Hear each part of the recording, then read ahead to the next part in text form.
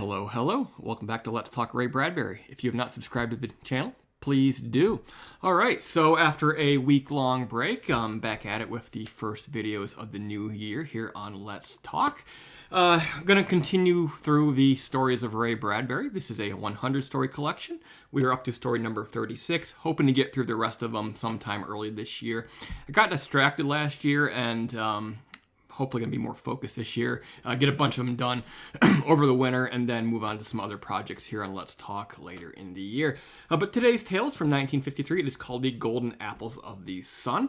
It is the namesake and final story in Bradbury's 1953 collection, The Golden Apples of the Sun. And you may recognize the title, which is the last line in the poem by Yeats, The Song of Wandering Aengus from 1899. Just a brief synopsis, because this is a very brief story. Astronauts in a ship called the Copa de Oro, also sometimes Prometheus and Icarus, has rigged itself out with supercooling refrigerators and have created winter on the inside of their ship. And they're doing this because they are plotting a course, as the captain says, south into the sun.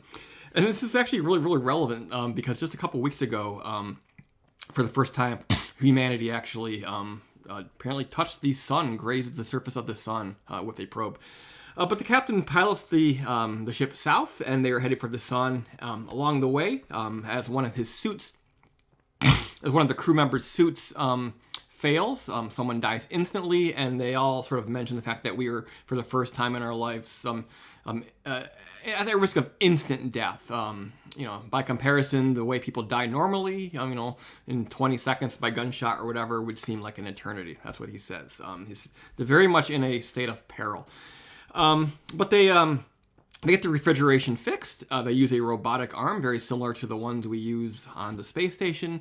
They reach out, they dip in a cup, and they steal a cup of the sun, and they use it, bring it inside their ship to power the engines, and they sort of mention that they hope to take it home and it could power all of civilization for them, and possibly, it's not really mentioned, but possibly ships like their own to greater and more distant voyages. It's a beautifully written, very poetic Bradbury story. He does these from time to time in these collections, I find. These really short pieces are very sort of esoteric and not much on plot, not much on sort of the traditional elements, the sort of mainstream elements, but much more on an artistic side for Bradbury. That's sort of what this is here. It's basically and you must have noticed this, sort of a futuristic science fiction take on the stories of Prometheus stealing fire from the gods and giving it to humanity, as well as Icarus sort of getting too close to the sun and sort of burning his wings. It's beautiful, but it's vague, and it's almost too vague for its own good. There's a place for sort of this vagueness and this artisticness and to leaving stories open. I'm very familiar with this type of writing from my background in literature in college, but there's times when it's actually, I find that some of these things are too vague for their own good. And I think this is a case of Bradbury where he would have been more effective in his tale had he actually given himself license to be a little bit more thorough, be a little bit longer in the telling, and sort of give it more of a traditional plot. I'm not saying make it a novel, but as a slightly longer short story, I think it would have worked better. But it still remains beautiful, and it does get enough of the point across to sort of make you think about it and sort of mull over in your head long after you finish reading the story. So in that respect, it's not bad.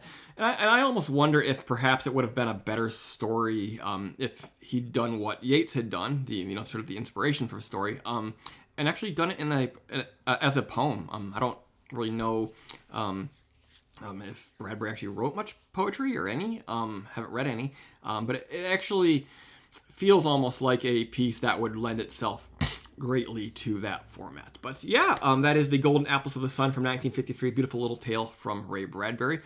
Come back soon, and we'll be discussing 1948's Powerhouse. That is story number 37 of 100 in this collection, and I'm looking forward to sharing it and my thoughts with you. So thank you for tuning in. See you later.